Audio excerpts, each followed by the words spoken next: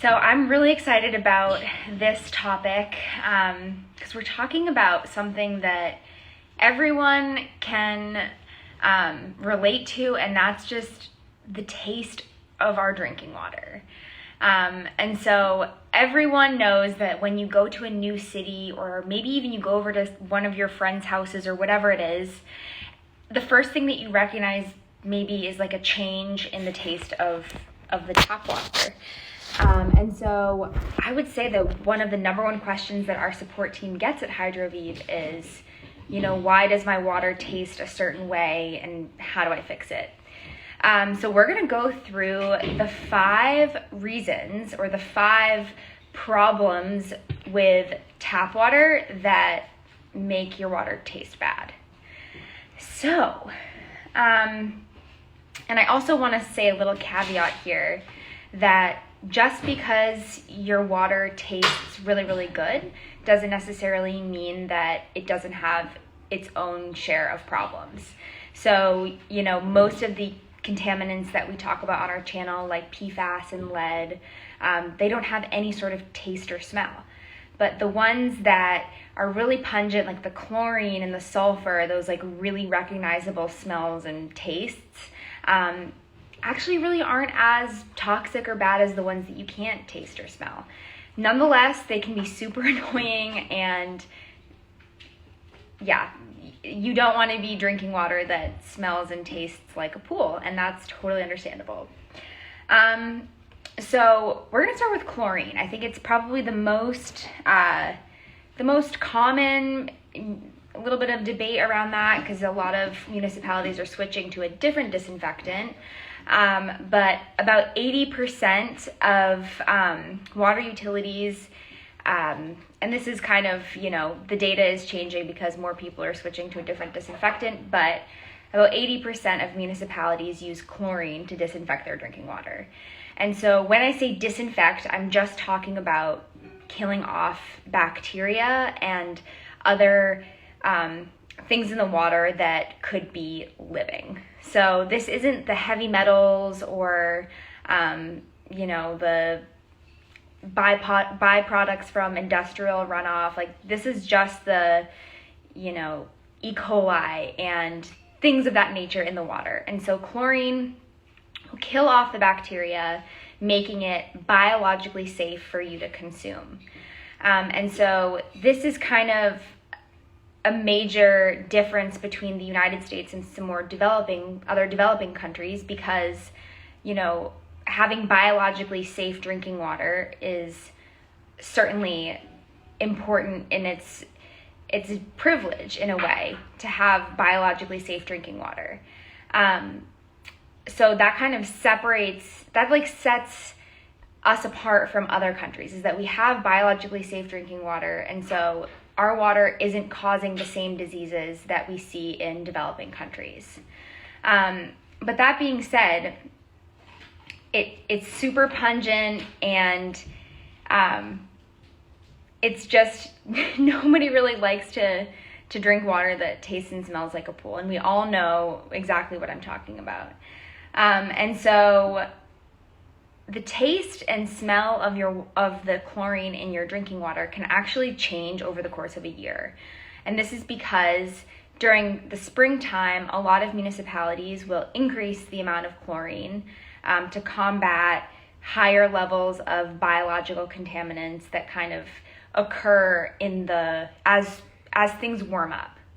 And so, chlorine does a great job, but obviously it has some downfalls.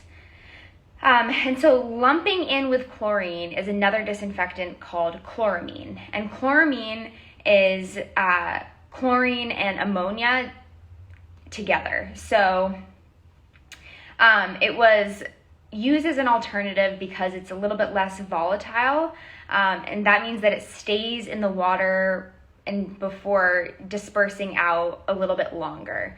So arguably it's a bit more effective, and it is less reactive with organic material.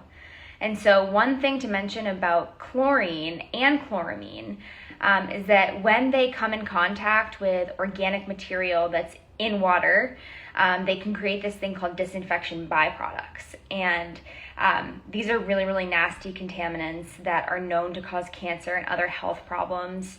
And so when you have a lot of disinfection byproducts in your water, it can overwhelm your treatment facility that your municipality operates or whatever. So chloramine also leaches lead because of the oxidation from pipes. And so when municipalities are making this switch, sometimes they won't take this into consideration. And so this is something that we saw in DC.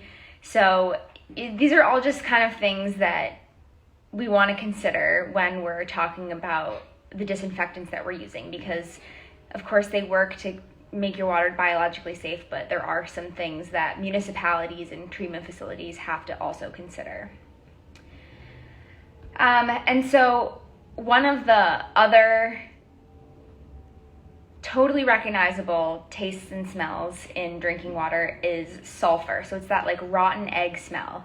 And actually, if you've never had drinking water from a private well, maybe you don't really know what this might smell or taste like, because the smell of sulfur is way more prevalent in private wells.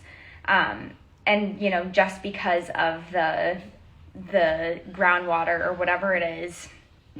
And so, yeah, this sulfur smell is recognizable. It's awful.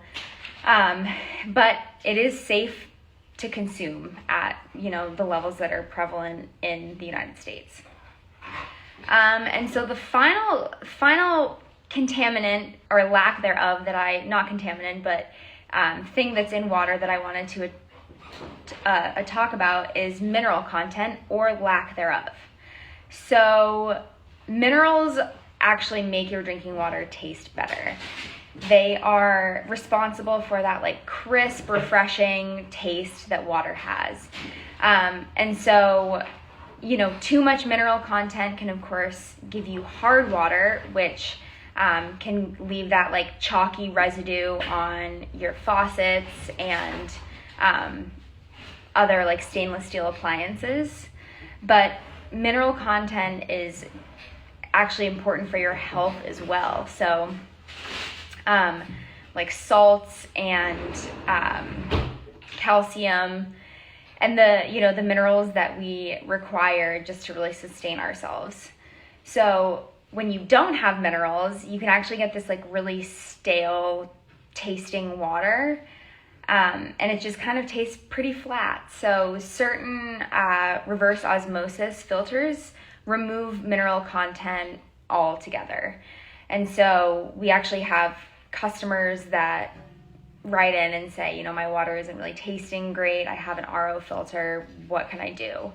And certain bottled water companies that use RO in their treatment process actually add minerals back in to give the bottled water that they're selling, in stores that like crisp taste.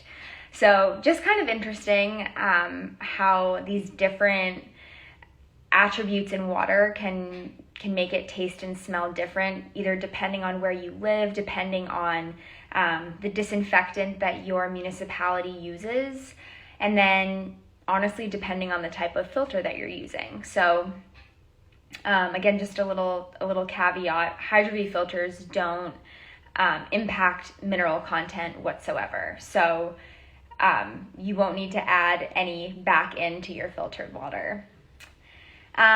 So yeah, I think that is pretty much it. I'm not really seeing any questions here. So if you have any questions, you can always DM us, or you can email us at hello@hydroviv.com. You can also go to hydroviv.com, and we have this awesome chat feature where you can chat any of your questions, and one of our water nerds will be in contact with you. And we really love talking about water quality and answering these types of questions, so don't hesitate to ask.